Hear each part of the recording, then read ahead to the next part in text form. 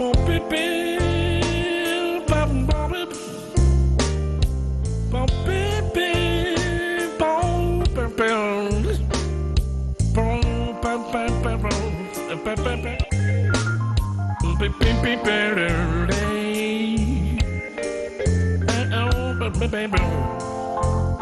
yes.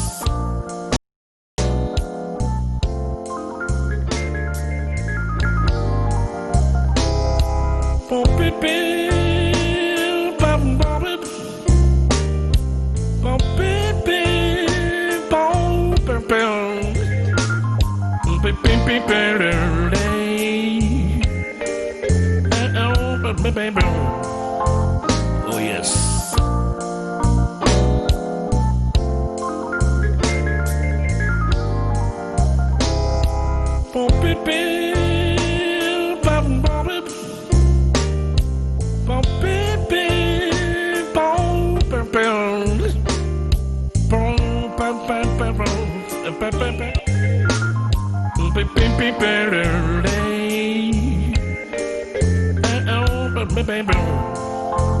Oh yes.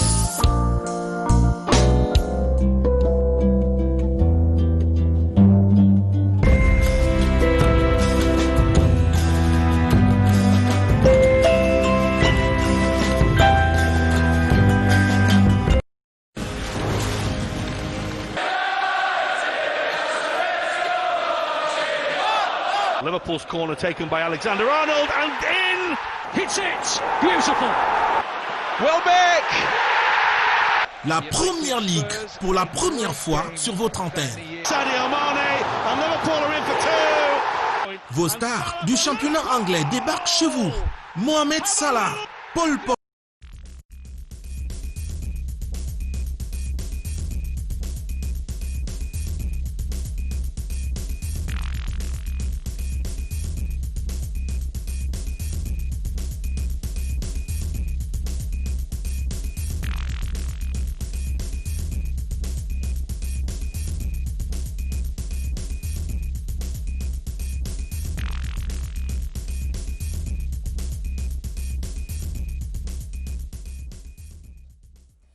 It's with great pleasure that we welcome you again on the press asset this day. Ladies and gentlemen, it's going to be explosive today on the program. We have two topics that will keep you spellbound as you watch the program today. The first topic is major national dialogue recommendations. How far have we gone with the implementations? And we're also going to treat another topic that is very topical, COVID-19, assessing the efficacy of natural therapeutic and modern medicines. These are topics, they are very topical, and we have people who are up to the task. They are going to hold you spellbound on the program today. To my extreme right, I have Dr. George Iwane. Dr. George Iwane is an editorialist in CRTV. He is the spokesperson of the major national dialogue, 1 year old today. He's going to tell us how far the government has gone with the implementation of the recommendations. Next to me is Professor Charles Fokunang. Professor Charles Fokunang is a toxicopharmacogenomics. Toxicopharmacogenomics. Genomics, okay. What does that mean, Prof? It's a toxicology and pharmacology put together, but looking at genes. I see. In the drug development process. Thank you, and you're going to enlighten us today on what is happening with the treatment of COVID. Cameroon is already recording very encouraging results with the deaths, but we have to keep with the measures, Doctor. Yes. To my left, Professor Willibrod Zengwa. You are a historian. Today, you are also a political scientist, but today you are on the set as the DDR consultant. DDR is the Disarmament, Demobilization and Reintegration Commission. The national coordinator is Mr. Fayengo Francis. Next to you is a doctor, also Dr. Gideon Peliego. He is a traditional medical practitioner. He is also a public health PhD student at the University of Chang. Doctor, welcome to the program. Thank you, thank you. Let me state it precisely that you deal in modern medicines, you deal in traditional medicines, including the spiritual treatment aspect of that. I hope you cannot prove that here, but you're going to explain to us. Yeah, you are right. You are right. It's true. We cannot really prove or present spirituality openly, but then it is an aspect of African traditional medicine which is very, very important and should not scare people, especially. Thank you. That's the positive aspect of it. It scares so many people when it comes to the other side of it. You have seen the panel we have, rich panel, highly pleased. But when we come to discuss the issues, you're going to get the best out of them. Before we do that, the first thing on the program is our regular slot, press review that reviews the week that just passed. What did the paper say? Emanuela Vemney has that slot for us. Emanuela?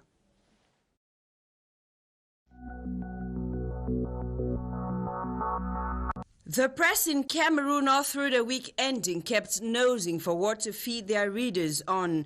The Guardian Post took interest on the commotion in Bamenda's police officer shot dead in broad daylight before Ayabacho's ADF claims responsibility for the shooting on the horizon.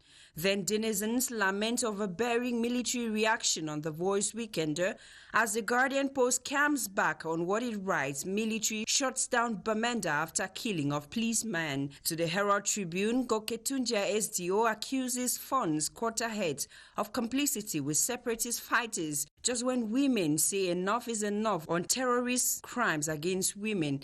On Cameroon Tribune, the same cry of women reported on the Guardian Post. Then International Rights Group catalogs fresh military excesses in Northwest-Southwest on the Guardian Post.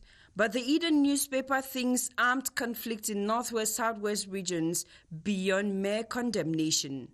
Then resolutions of the major national dialogue are evaluated on Cameroon Tribune. Municipal updates thinks government has sustained implementation momentum of the recommendations. Coming when Indian population begs governments to rescue dying palm oil on the Guardian Post, the median sees PM Dion Gute helpless as palm oil crumbles. Floods development projects take a government delegation of 7 ministers to the Far North region on Cameroon Tribune.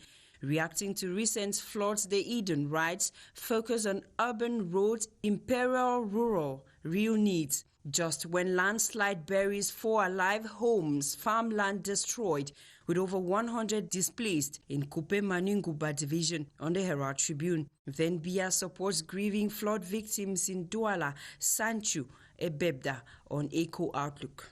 The stakes and challenges of expected regional elections are then presented on municipal updates as practical modalities of the elections outlined on Cameroon Tribune. Then Muakang ruler speaks out on chieftaincy crisis in Babungo on the Guardian Post, just when Bamendankwe gets new traditional ruler. Then West traditional ruler decries degrading Cameroon on the BIA but regrets weak opposition on the horizon. When 15,077 new potential voters registered on electoral list on Cameroon Tribune, as Guardian Post reports over 15,000 new voters registered despite COVID-19.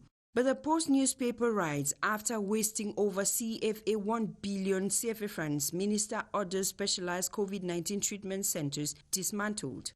Let's now end our press review with a story on the Herald Tribune, wherein councillors of the Kumba 3 Council were taken aback as the attendance sheet and the deliberations of an extraordinary council session disappeared while the session was still on. The councillors had gathered for the election of deputy mayor. The highly controversial exercise, marked by heated debates, saw the deputy SDO for Meme suspending the session, and when it finally resumed, the attendance sheet and deliberations were nowhere to be found.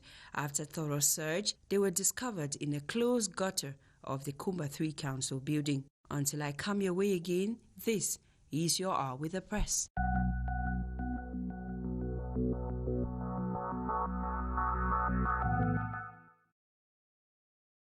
God willing, Emanuela, you will be with us again next Sunday for our press hour. Thank you very much. Ladies and gentlemen, it's about 1 year ago from September 30 to October the 4th that Cameroon gathered in what was called, it's still called today, the Major National Dialogue. And it was a means to solve the crisis that we have had now for about 4 years in the country, rocking the Northwest and Southwest regions. But the Major National Dialogue was national. It went beyond that. And we're going to call on one of our panelists who is the spokesperson of that Major National Dialogue, Dr. George Iwani. Just tell us, present the context with which in which that Major National Dialogue took place before we go into priorities and into how far we have gone with the implementation of. Okay, thank you very much. Maybe I should begin by saying I'm happy to be on this set because it is the first time I'm guest on the press hour. I watch the program from home, although I'm part of CRTV, but I enjoy what is happening on the set. I also seize the opportunity to salute the other members of the panel whom I'm meeting, like Professor for the first time, and our doctor, whom I'm also meeting for the first time. As for Professor Zengwa, we're together almost on a daily basis in the university. So thank you very much. I think the background to the convening of the Major National Dialogue is known by almost every Cameroonian. What I'll be saying is just to recall, all right, what happened. We know that this is as a result of the different corporate bodies that came up to ask for certain demands, all right, in the country. I'm talking about lawyers and teachers, which finally degenerated into what today we call the secessionist movement. But as far as the Major National Dialogue itself is concerned, we also understand that the President of the Republic, His Excellency Paul Biya, decided to solve the problems of these corporate bodies, which were all solved. But then another problem came up, that of separation, and this separation pushed now the country to a dialogue, which dialogue started before the Major National Dialogue. It should be stressed that before the Major National Dialogue, this dialogue had been ongoing. The Prime Minister of Government, when appointed, you remember, went down to the Northwest and the Southwest regions, met the people in markets, met them in different areas, talked to them in a language which is theirs, Pidgin. It was the first time we were seeing that.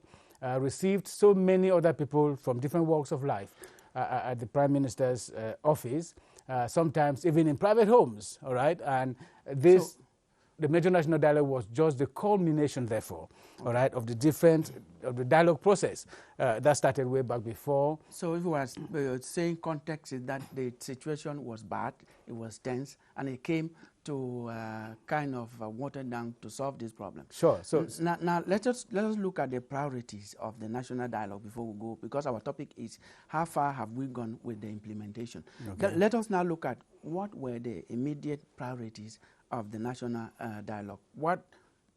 When the participants were coming out, for example, they said make life return to normalcy, schools should resume, business should take off, refugees and IDPs should return.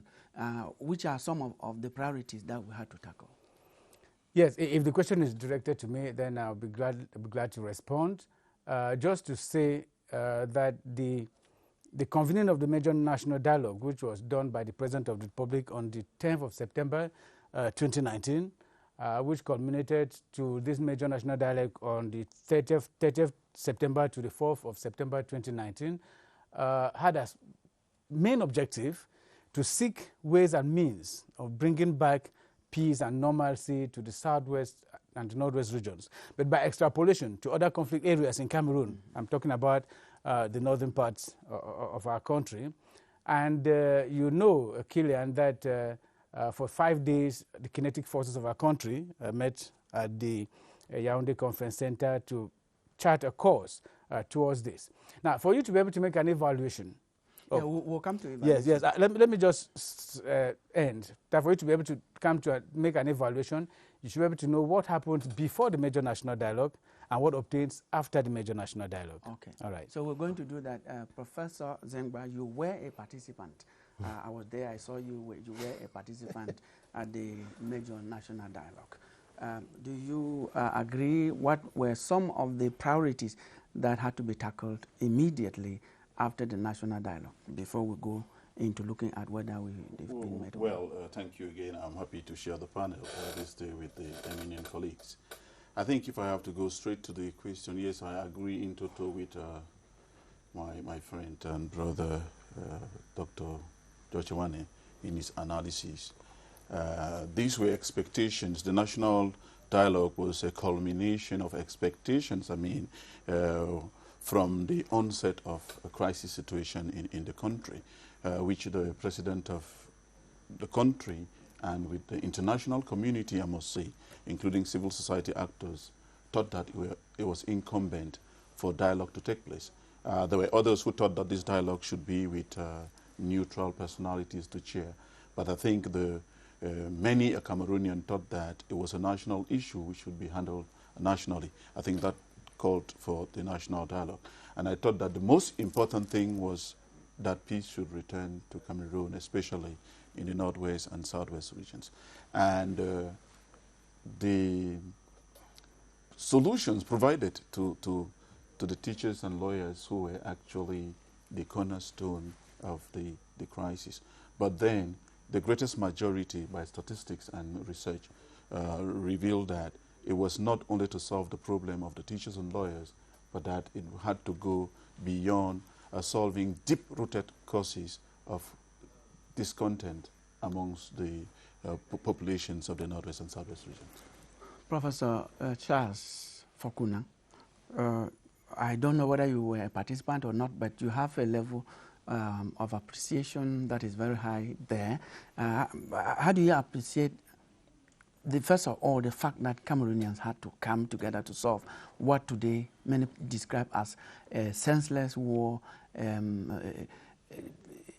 misguided kind of action that is not helping the country? Thank you, Killian, for giving me the floor and for inviting me to your talk show. I think I watch from television. We are the outsiders or the backbenchers. I was not invited to participate. But that notwithstanding, it's a problem that is national. And I think the beginning of solving this problem was when the head of state publicly recognized that there was a genuine and valid problem that needed to be addressed. So the rest of the process put in place, it therefore means that the problem is there, and how do we solve it? And the major national dialogue came into play. I think when you have a problem, you have a set of objectives, general objective to address. That objective, at the end of the work, you need to evaluate, which of course that's what they did. But I'm happy to say that the people who were involved, they said that it's a process. So which means it's still ongoing. Exactly. It therefore means that there's still a lot to be done. Yes. Much has been done, but there's still a lot. It's a process. That's why our topic is how far we have gone with the implementation. Dr. Gideon, did the major national dialogue comfort you before, that is, it was announced, and after? Thank you very much. Let me seize this opportunity to say I have the privilege to be on this panel with a series of professors and you yourself. I will continue to say that I am here as a medical traditional practitioner, but equally secretary of a National Ad Hoc Committee for Traditional Medicine. And let me continue to say that the major national dialogue that took place in Cameroon, it was a great event, but then I also watch from television. It is true, normally for me, I thought during the invitations that were meted outside, I think guardians of our tradition, yeah, they were represented. doctors were supposed to... They were represented. We are now going to tackle what we came here for, this first topic. How far have we gone with the implementation? There's the spokesperson of the Major National Dialogue. I begin with you. If I begin to tell you how far we've gone with the implementation, we'll spend the whole day. But yes, could I break it down? Let us look, first of all, the priority I was there. They said life should return to normalcy. Yes, I know. That is the end result. It is the end result of the implementation of all the recommendations made during the Major National Dialogue, that life returns to normalcy, that peace returns to these two regions, all right, and that the number of other issues of development and recovery and so on and so forth take place. But like we said, that is a process, all right. For you to be able to know whether the Major National Dialogue has been a success, like I said at the beginning, is first of all to look at what the situation was before the Major National Dialogue. We all know what it was. Very bad situation, all right, where nobody could even move. You could not even move from one city to another within these two regions. You could not even feel comfortable staying at home, all right. People were hiding under the beds and a number of... So the situation was a sad situation. It was, in fact, a sorry situation. Now, after the Major National Dialogue, the recommendations that were made, as many recommendations as you can imagine. I cannot list the recommendations here, but if we have time, we'll delve into the details. Those recommendations, the President of the Republic promised, all right, in a tweet on the 4th of October 2019, that those recommendations were going to be applied to the letter, depending on our capacities, all right, and feasibilities, and diligently applied. And that is what we've seen so far. So far, we've seen that all what is happening in our country today is in application of the recommendations of the Major National Dialogue. I can cite a few. I was just going to ask. All right, I can cite a few. You have the creation of the DDR Center, of which Professor Zengwa is a consultant. You know what has been happening there. So many of these boys dropped their arms, and today they are the DDR centers. Some of them have been reintegrated already, while others are still joining them. That is one positivity. You also have the release itself of 333 detainees, even before the end of the Major National Dialogue. That was a recommendation that was done. You even had, before the Major National Dialogue, the release of, I think, 289 other people were involved in the crisis. That was a way of creating a thaw. It's a historical terminology, a thaw in the relations, all right, so that people could feel very free. But also you have, and this is very important, the law on the decentralization and local authorities, which was voted in Parliament, all right, and promulgated by the President of the Republic, which law, in fact, it's a very rich document that provides the Southwest and the Northwest regions with the special status, all right, and this special status can only be applied with what is happening now, the regional elections, the House of Chiefs, and all of that. So we're moving towards that. You have the presidential plan for the reconstruction and development of the Southwest and Northwest regions. I'm just quoting some of the major highlights of this recommendation. We are going to... Now, this plan is afoot. Yeah, I know that we're coming to that. Yes. And this plan is also very important, which is afoot right now. So today, what is happening on the ground, I want to end with that before you seize the microphone from me. What is happening on the ground now is what? Is that you can move from here to Bamenda. It's okay. You can move within the Southwest regions from Boya and all of that, that people are going to their markets, that people go to the nightclubs, their life is coming back to normal. It may be very slow, but it is there. Even if, and I insist on saying that, even if you have a few pockets of violence, all right, from some areas, the Northwest and the Southwest regions, which I do not think are dependent on the quest for separation, but you have a group of young men. Somebody said they were under the influence of narcotics, because if you kill and maim and rape and decapitate, then you are no longer normal. I'm sure a spiritual Yes, presence of them to could expand on see that. all of that. They Yes. carry what is called audacy with them. Yes. Some of them deceive themselves and they die with those things. Sure. We can always take this. Professor Willibrod Zengwa, you listen to what Dr. George Iwane said, the spokesperson of the National Major National Dialogue. Yeah, very comfortable. Life, as he says, is gradually returning and everything is Well. I have been presented variously as a technical advisor for the DDR. Yes, I am. From an international perspective, not from the national perspective. I must make that known. Okay. And I'm not here representing the INO. I'm not talking for them because I did not consult them to talk. I'm talking as a foot soldier for peace to return to Cameroon. And maybe I take this opportunity to thank the Prime Minister, the Prime Ministry, who have considered me important to invite me to make a contribution, because I want to make a statement before I react to that analysis. Because my division of origin did not consider me enough to be an elite for my division. My region did not consider me elite enough. You are a Cameroonian. Let's not go into that. I want to get to a point. And then the Prime Minister thought that because of the contributions we have been making, we can do a contribution to the nation. I think that is very important. Now, I want to say this to react to my colleague's statement.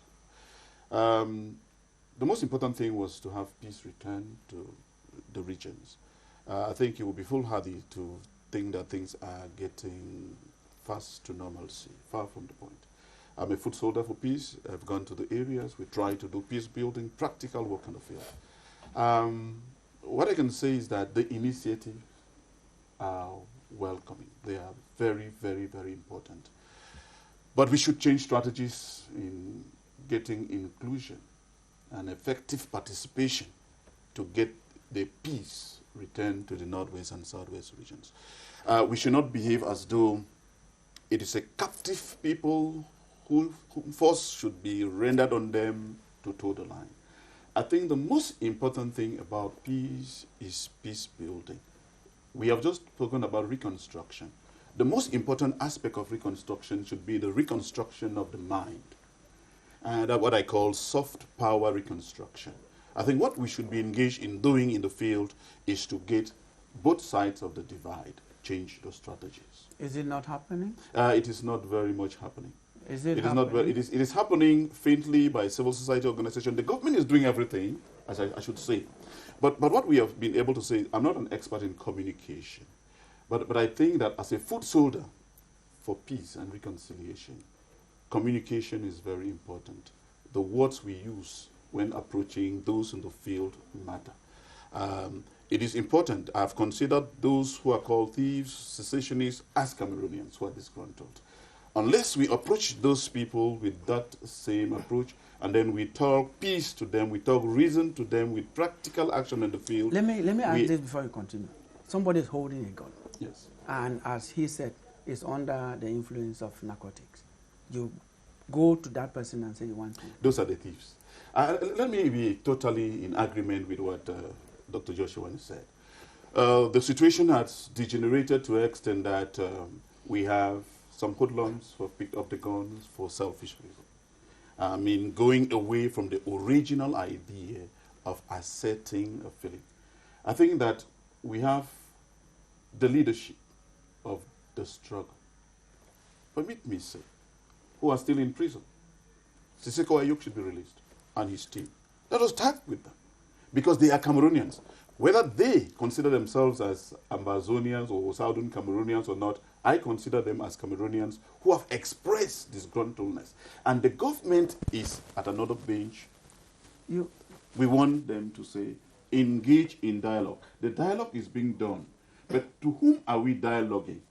You say they should be released, but the people say, according to the law, they have been sentenced according to the law. The President of the Republic is above, I think he's a humanist. These people might have committed errors. He has forgiven others. And I think that simple gesture of a father of the nation to say that, yes, you have wronged the nation, come out, let's talk. is important. I think that we agree, but has he changed his position, the position for which he was in prison? Well, I don't know. Okay, so that's exactly where we have to see whether you are accused of not communicating so well. Yes, that is true. That is true. The communication on the ground is not a robust communication. I agree about that. All right, I agree with Professor Zengwa, because many of the things that are done are not known. All right, on the ground. We need to have a 360 degrees robust communication turnaround, like my friend Mr. Dashako did indicate the other day, so that the nitty-gritty of the things that are done on the ground reach even the remotest village, all right, and the remotest villager in these two regions. For sure, much is being done. In fact, a lot has been done. Okay. I just gave you a few examples. Like I said, for you to be able to know whether there has been change, you can only compare two situations. Yeah. The situation before the major national dialogue and the situation after the major national dialogue. Yeah. As we speak, you can go to many of these towns. Okay, you said that earlier. I said that earlier. Let us tackle these two because we have a second topic. Yes. Very crucial things about the major national dialogue. We're talking about the General Decentralization Code, which a few days ago the President of the Republic signed documents actually partitioning, giving the modalities.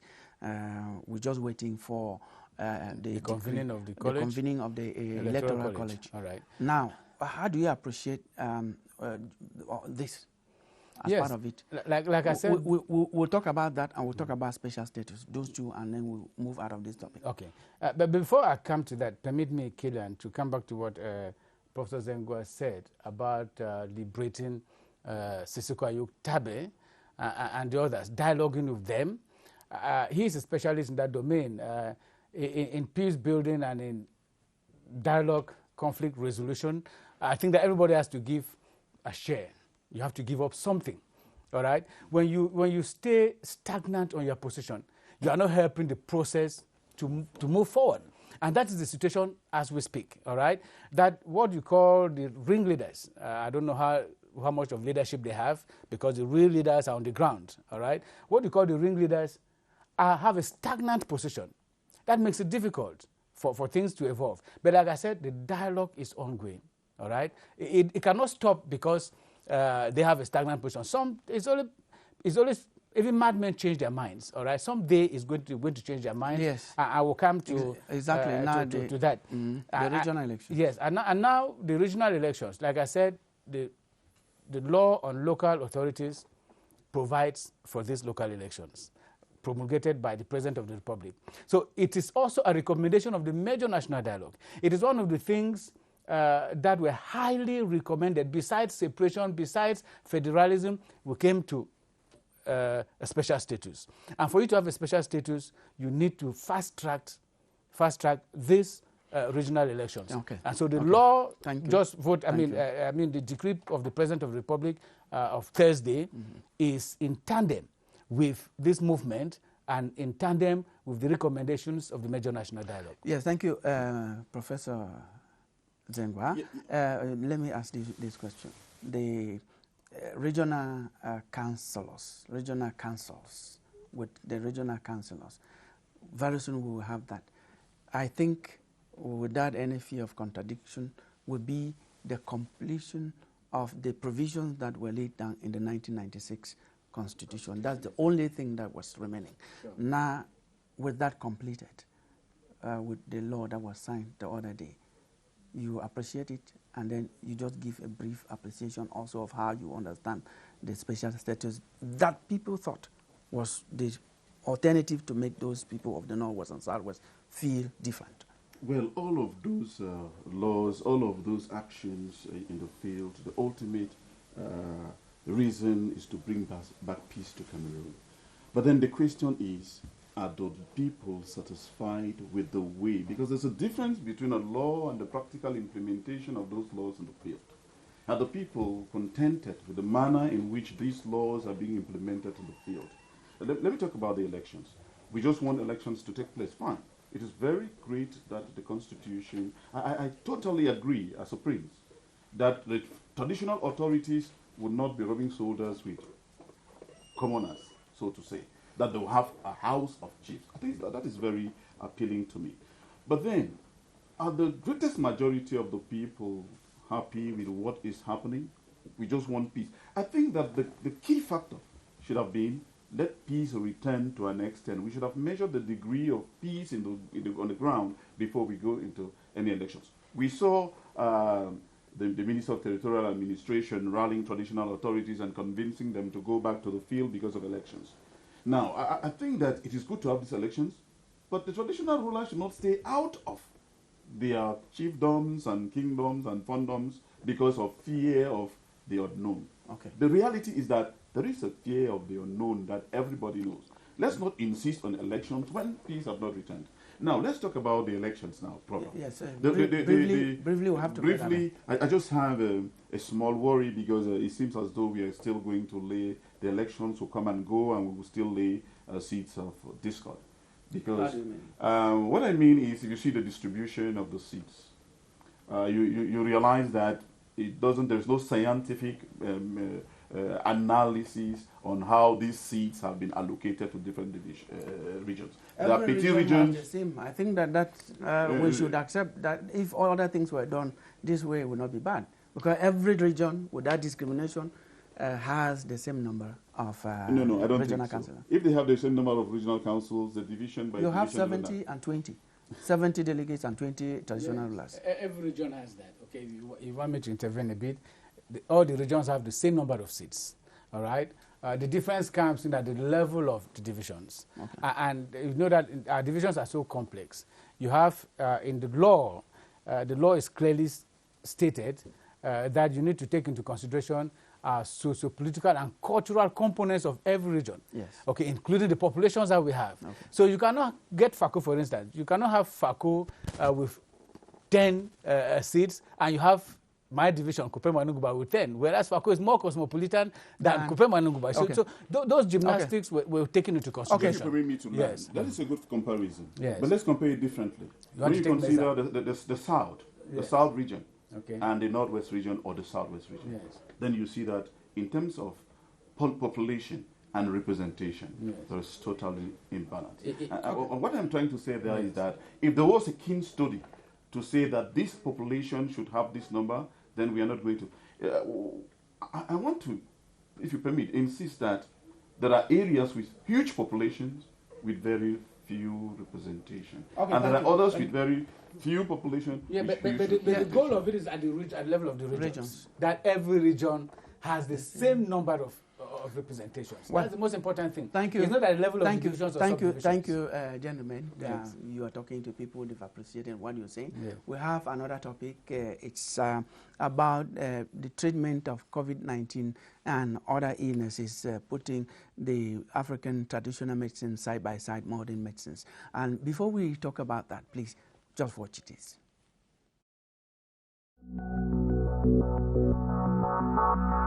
African traditional medicine has over the years been neglected by many who argue that the herbs collected from the abundance of nature are evil. But with the advent of the coronavirus, many Bafoussam city dwellers have resorted to the use of traditional medicine. Doesn't only treat COVID-19 but other illnesses such as cough and catarrh. Many people are now consuming traditional medicine because of COVID.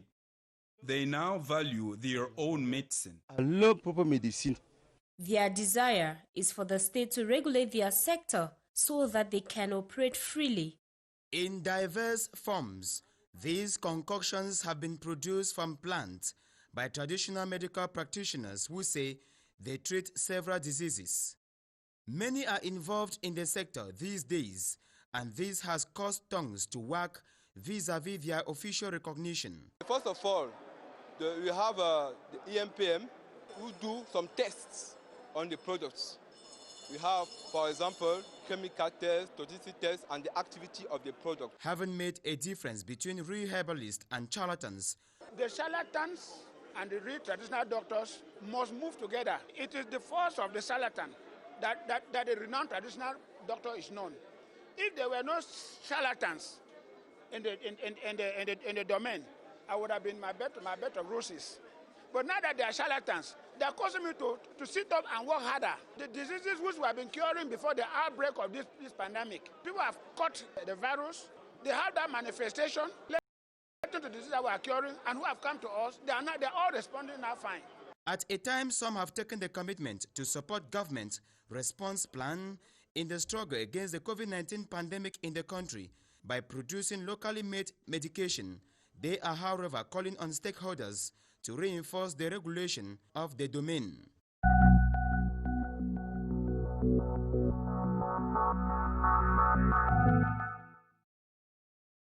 Last Monday, the Day of the African Traditional Medicine was commemorated. To some, it was celebrated across the continent.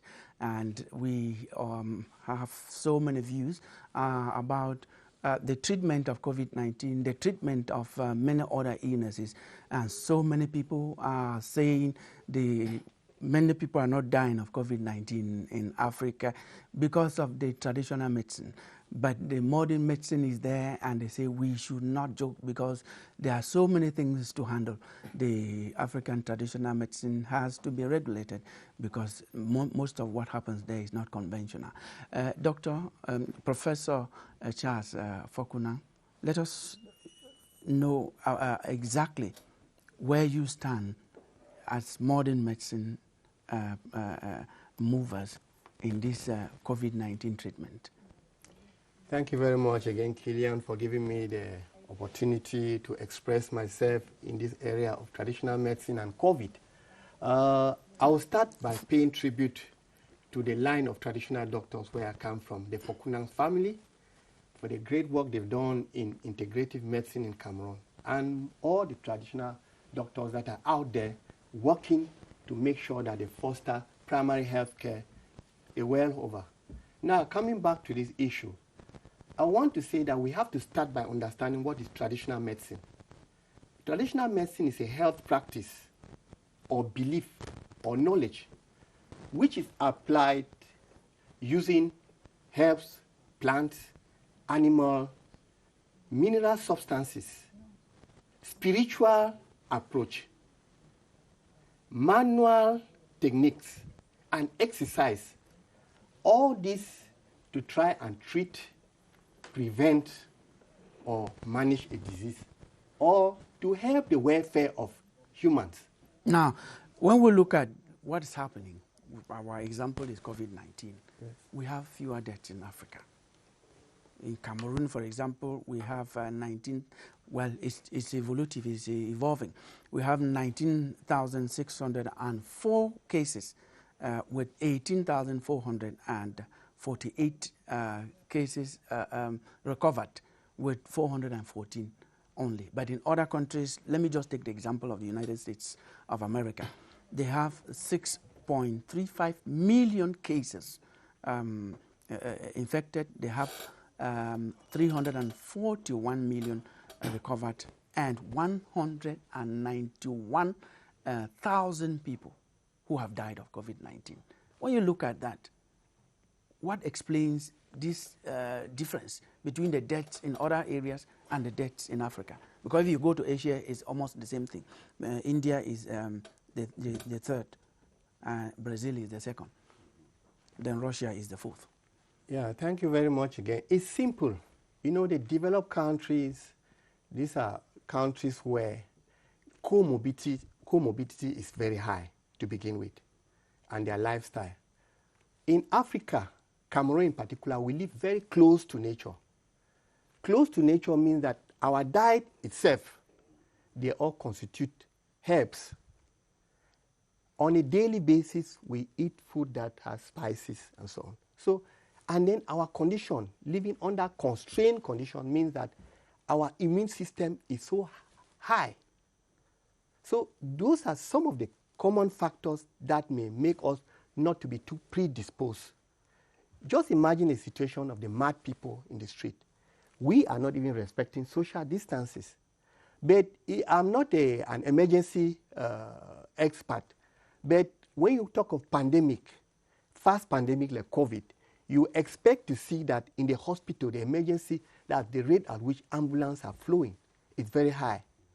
But we don't find that. So my belief is that because people are exposed, because people are nonchalant to this, there may be a tendency that we have acquired immunity and other external factors like our nutrition and our herbs may have helped us. If I understand you well, Professor, it means that COVID is very much with us, but it's not being expressive. It's not yet virulent. It's not yet, we've not had the cases where it is explosive, where people are attacked. Maybe we'll get there because we are not respecting social distances as supposed to be. We don't wish that. But that notwithstanding, you mentioned something about when Wuhan, the epicenter of this COVID-19, there was an explosion.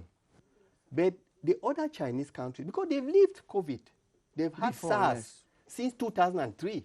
So they understand. We went into research to find out that they have traditional medicine, herbs, herbal tea that they take. So you realize that it was easily contained because there was high production of this herbal tea which they were using. So it actually contained it. But in the US, where you have comorbidity, you have people with respiratory problems, people with metabolic diseases, it's very difficult. And then the population, the urbanism, the urbanization, all those factors contribute. If people don't respect the measure, that transmission is rapid. Dr. Gideon, are you clapping and holding your head very high that following his explanation that you of the African traditional medicine are having it over modern medicine when it comes to COVID-19 especially? Yeah, let me say I'm buying the opinion of Professor Fokunang. Traditional medicine is inherent from our culture, and it is of late, unfortunately, that our country or our continent has taken the issue of traditional medicine to a certain height. I wanted to say that the nutritional factor that he has mentioned is very, very important. You cannot fight any disease without having an immune system which is prepared. And when you look at the food and the nutrition that the Africans, we consume, you discover that we live on herbs, we live on seeds, we live on roots, we live on, in short, natural substances. Even those who live in towns, because I don't seem to see that applying in urban areas as much. Yeah, Mr. Defoe, you should understand that our towns are already full with all the items that come from the rural areas. If you go to Mashemokolo or to any surrounding market here, you discover that if you want any natural substance, you can get it, especially as food. But let me seize this opportunity on this panel to say that it is high time we valorize African traditional medicine in our context. China has evolved today because of their traditional medicine. And in Cameroon, in particular, our own context, I know the draft project that is intending to put forward the importance of traditional medicine in Cameroon is still on the bench. But during the celebration of our 18th edition of African Traditional Medicine Day the other day, we made mention about that in the different speeches that we received there. Yeah. We'll come to that to show how you can regulate such a very difficult complex. Do you treat COVID-19 as a traditional medical practitioner? Do you treat? I will respond yes. And I'm not the only medical traditional practitioner who treats COVID-19. Do you keep record? I keep record. Personally, I keep record, and most of us, we keep record, because when the patients, they come in. Previously, how do I confirm that I treat COVID? There is a famous product, African Panacea. Sorry for mentioning that here. No, but then, this product is existing in Cameroon now for more than 25 years. And there are Europeans and Americans who consume this product. So before the advent of COVID-19, our product was already with some of the people over there. And that is a problem. Some people who suffered from COVID-19 in the US, who got themselves tested, took African Panacea, and later on when they went for analysis, it was confirmed that the virus disappeared. So later on, here in our own country, many people came. It is true, I don't have a center to harbor COVID patients, but the patients who came, that I discovered later on that they were patients, had symptoms. It is an illness that have symptoms. So those who came with those symptoms to us, we administered our products to them, and later on, it was discovered that these symptoms disappeared. Just like so many who are asymptomatic, who probably might not have come to you, and they have got well, probably. But that's not, you talked of African panacea, and it's one of the areas we're going to discuss today. Panacea means it treats everything, it's a cure for everything. That should be a problem of African medicines. Well, let me say that African panacea is just the name. It does not mean that... Panacea, for what we know in English, means that it's a cure for everything. That is to go this right. It treats everything. Is it possible for one drug, African or modern, to treat everything? Because that's what it means, panacea. Yeah, panacea, African mixture. That mixture, that is the panacea. It's a mixture. Okay. So, but to give you a response to the fact that it cures every illness, it is not true. But that's what people hear in buses, in commuters and the rest. That panacea means anything you have. It's commercial language.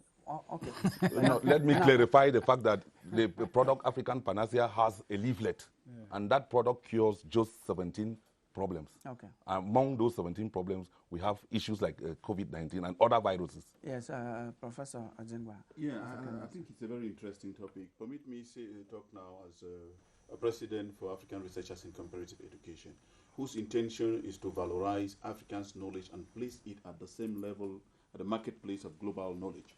I think what we want to say here is that I think we should stop calling modern medicine and traditional medicine. What should we call it? I think it should be Western medicine or foreign medicine and indigenous medicine, because we can valorize that and put them at the marketplace of knowledge and savvy in a comparative basis. I think experience shows that you go to Japan, they have Japanese medicine. You go to China, they have Chinese medicine, Indian medicine. So Africa should be able to, I think it's an appeal for our ministerial departments who are involved in health to be able to valorize the indigenous medicine, because it is existed and done well the world over. Dr. George? Yes, I find the topic very interesting. We are not specialists in that domain. At least I'm the only person who's left out of that domain, because he is a researcher too, at least in that area. But I want to take us back to what we call the white mythology. That is to say, anything that is white is good, is beautiful, is the best. It is wrong. Because the white mythology is what? Is that you come to Africa, you colonize, you explore, you exploit, you think that you're educating and that you are civilizing. All right? And that for anything to be worth something, it has to be European or white. No. And it is the same situation we're facing in our political system. All right? Where if it is not a solution coming from outside into our country, then it's not a solution. No, we are Africans. The question I usually ask is, what were our parents doing? How did they live for so long before even the coming of the white man? It is time, I think it's even urgent, that African traditional medicine, they call it African traditional medicine, I want to call it medicine. It's our medicine. Okay. That our medicine be given pride of place. Okay. All right? That this should be valorized. It is true that, okay, science will say, no, we don't know what quantity to take or whatever kind of thing. No, those things did not exist when our parents were there. They did not exist. So we should be proud. I'm coming to COVID before you go to Prof. We should be proud to say and be happy. In fact, praise God that by virtue of our constitution, bodily constitution and environmental constitution, and the things that we have around us, which are useful because even white man medicine is from our own area. So we can, and they have they had a photocopy of what we have as the original. So I think we should give priority to our traditional doctors to develop the local, that cures us, the indigenous medicine. And go ahead, valorize this. Exactly. Yes. Doctor, thank you very much. Modern medicine is challenged here. Yes, we are becoming a bit emotional. Permit me to explain where traditional medicine and modern medicine come to meet. Okay. Because I'm a traditionalist coming from a traditional medicine background, and I've had the privilege to work in developing modern drugs in one of the best pharmaceutical companies in the world. So it's good for you to have that so that we don't get emotional. In traditional medicine, herbal medicine, right? Let me give a scenario. Somebody, you are sick, and your father goes behind the house and bring you some concoction mix, or Dr. Gideon. You go out there, you buy a medication, or a friend comes and gives you a medication because he was sick and took that. Or you go and consult. Now, when it comes, the question you have to ask is, if I take this, am I going to be cured? Right? If I take this, will it cause other harm to me? What is the quality? Let me finish. That is what you'll be asking. The traditional doctor will tell you that it is safe because others have used it. And others have used it, they have not died. So it is safe. It's working because when you don't feel bad anymore, it therefore means that you are working. So that is what it is. And therefore, with traditional doctors, they are categorized. Level 1, category 1, where you just get the product and give directly for the patient to take. That is fine. Who categorizes them? You don't need any... Because the ministry is going through regulation. Let me explain. As simple as that. Let me explain. Because traditional medicine has been recognized. Do you know that it is a course in the university now? Yes, but it took and that is why... And it's under regulation. And not under yet regulation. Not yet so regulated. It's good for us to understand. You have no problem. Evidence-based means that when you give, you need to show that it works, it is safe, and it has quality. Yes, just one word, because we have to take the reactions that are coming from our viewers. Briefly, you are also a modern doctor of modern medicines. You are a professor. What should people do? People should continue to observe the measures, because in that group,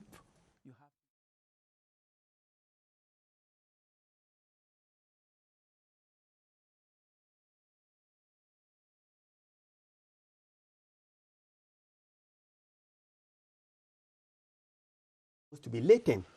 At some stage, it will explode. Yes. So prevention is better than cure. Exactly. And that's the only best way to go for now. Thank you. Bruno, you are here with the opinions of our viewers, their contributions. That's right. They've been keenly following on the discussions, and they have their own parts to play in the debates here. And we start with Tata Napoleon, who says, how major was the major national dialogue when the major became the minor on the dialogue table? If the problem was not meaningfully handled, how can we talk about the degree of application of the proposals? Apply drugs for headache on another disease and expect perfect treatment is a try and error method. We have also Emmanuel Chubkwe Bikolo. He says, as echoed that the major national dialogue was to seek solutions to the crisis in the other side of Cameroon, the crisis wasn't really discussed. However, some recommendations from the major national dialogue could quench the crisis in the short term if implemented by now, but implementation is at a snail's pace. And we have the last reactions from Sue Blaise Chia. He starts by talking about the major national dialogue, the COVID-19 and the traditional healers.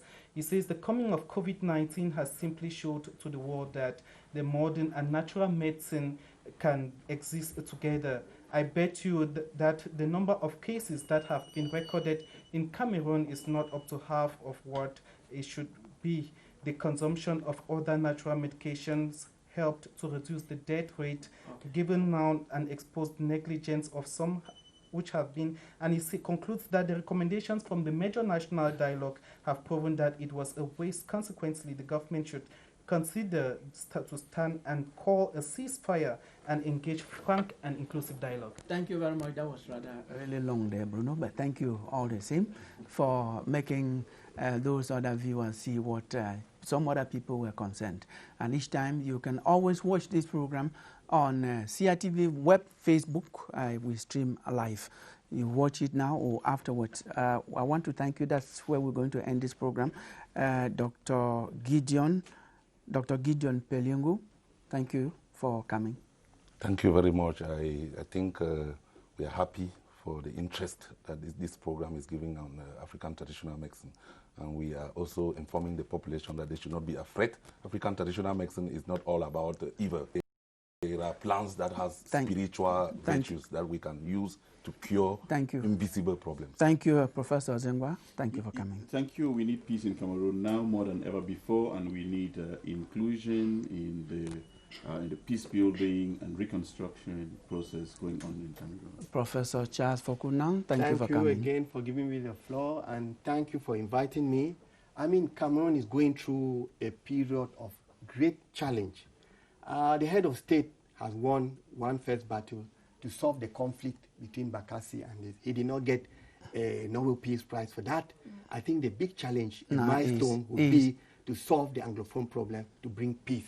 That I think we all applaud him and recommend him for Nobel Peace Prize. Dr. George Iwane. Yes, thank you. Following the footsteps of the others to say it was a beautiful program and to also remind our fellow brothers and sisters Cameroonians that the quest for peace is a permanent construct and that we all must play a vital role in ensuring that peace and normalcy return to the northwest and southwest regions. Thank you. And that one more life lost is one more life too much. Thank you very much, gentlemen.